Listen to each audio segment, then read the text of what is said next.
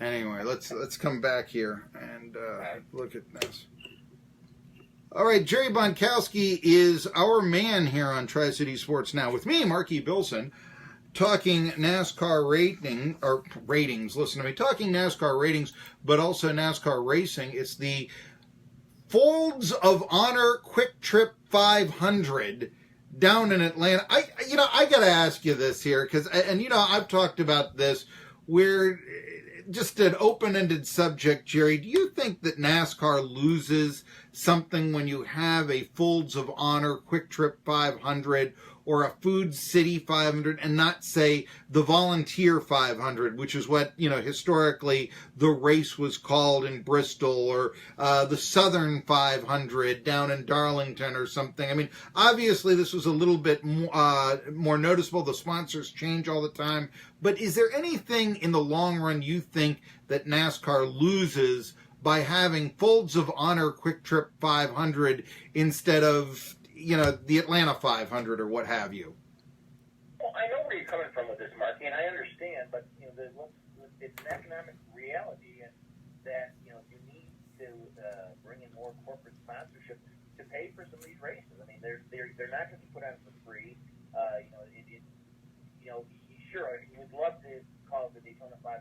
I'm sorry, the Southern 500 rather, or the whatever race you have, the World 600, something like that. But the reality is that these companies pay a lot of money, which goes to not only put on the race but also pays for a lot of the overhead that the racetracks and NASCAR have to deal with. So, I mean, it's the nature of the business. I guess it's become that way. I mean, 40 years ago maybe it might have been a different story, but these days it's just kind of the nature of the business. And I mean, some people may not like it, but I understand that the companies are putting in this money because they want to get some return on investment. They want to get some attention to their brand. I'm okay with that. I don't know, maybe Volunteer 500 wasn't so great when you consider half of Bristol is in the Old Dominion and not the Volunteer, and all that, but it's only about 2 miles away from that. But even so, I know where you're going. I just look at things like how, if we can speak of Darlington, I remember it used to be the Mall.com 500. I don't even think Mall.com exists anymore.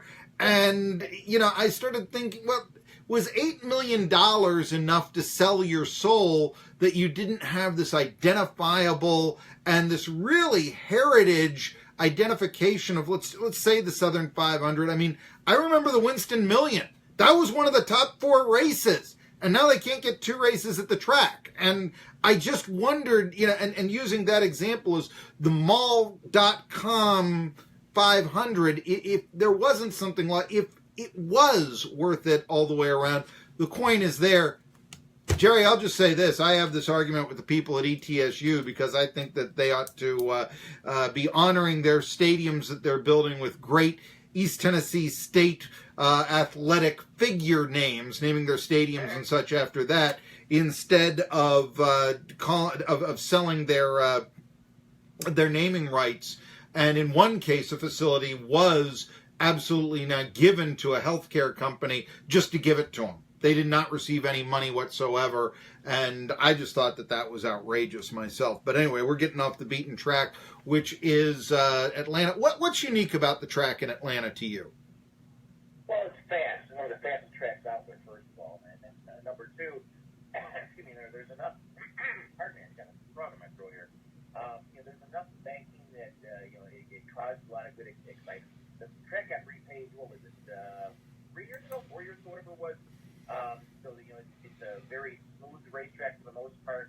Drivers love coming to Atlanta. I mean, it's one of the favorite tracks for all the drivers on the circuit.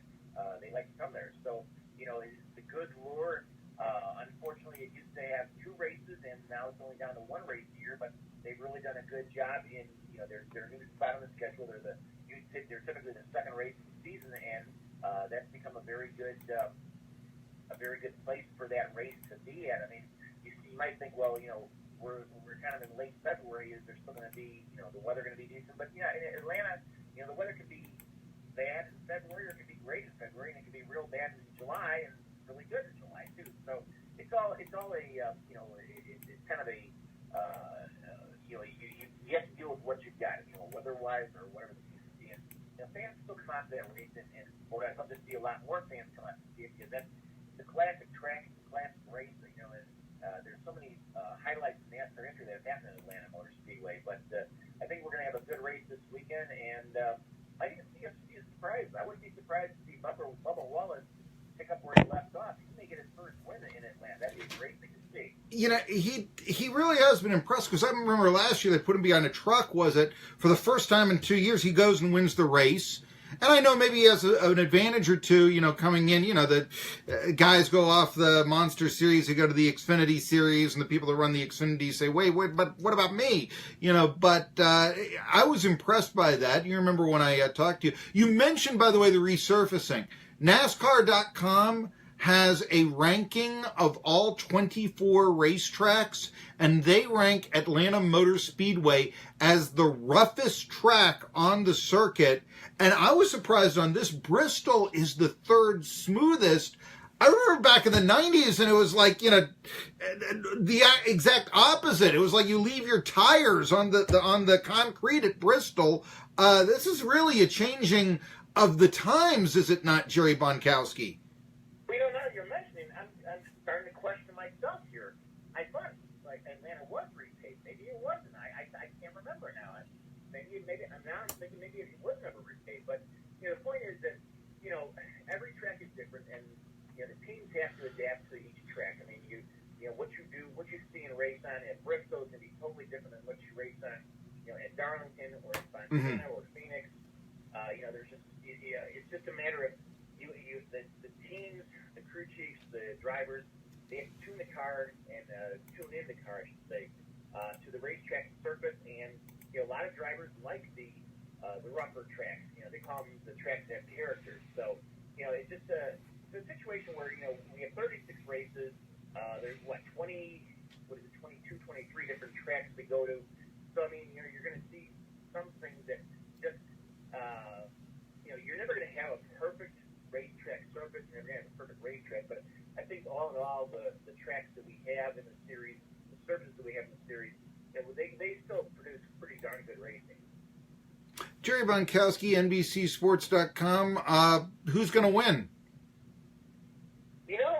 I'm going to go with a long shot. Okay. I'm not going to pick anybody right just yet. I haven't made my pick yet for the weekend, but I could very easily see maybe an Alex Bowman, maybe a Chase Elliott, who would, that'd be great for him to win that Atlanta Motor Speedway in his backyard. Sure.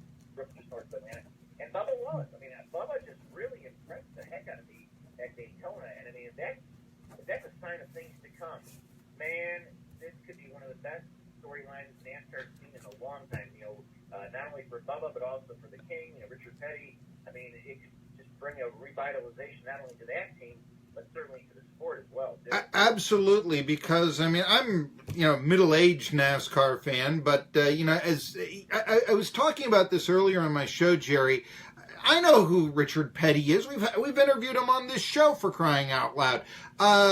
But he is a little bit more. He's more 70s and 60s and all this. And I'm alive in the 70s, but I'm born in 71. So you can imagine. I mean, trying to get a real hold on Petty. I remember Petty. My memory's really of Petty. Now, I've read in books. I mean, I've seen the replays. Don't get me wrong. But my actual, I lived through this, is the 7 years where Richard Petty just didn't win a race the last 7 years of his career, where he was holding on. I remember, I mean, it was embarrassing. The last race, he wrecked out. I actually I sort of compared it to Danica Patrick at the Daytona 500. And then they wanted to have the swan song. They wanted to have the car go around the track. And it was, it had no fenders. It was all beaten up. And it was going around. It was embarrassing, and all that. And really, like I said, Richard Petty, a little underfunded as a driver, or excuse me, as a race car owner. Kyle only won 7 races. There hasn't been a whole lot going on from the Pettys, really, since that last victory in '83, in my opinion.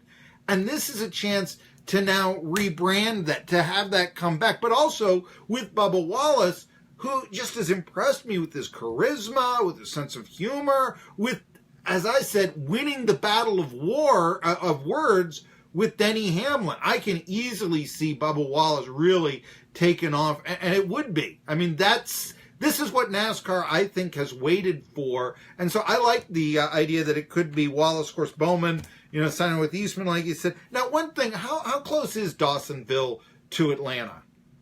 About 70 miles. Okay, 70 miles. Less than that, 60, 70 miles, something like that. It's about an hour, a little over an hour away, roughly.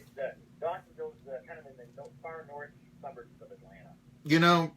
You say 70 miles away from Atlanta and you can get there in an hour. I know they drive faster in Atlanta than probably any other city in America. I mean, they do. And so you can see that, but that's just because they had to get out of the traffic and they want to make up for lost time. Let's face it. So an hour, 70 miles from Atlanta, you might be charitable there. I don't know. But anyway, Jerry...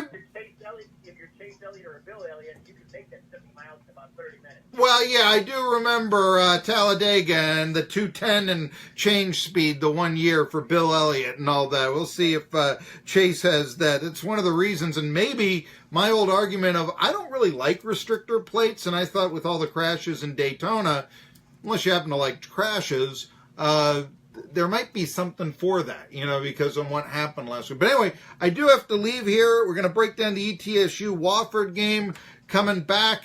It's Star Wars night tonight in Johnson City. Tri-City Sports Now coming back after this. All right, there. I did.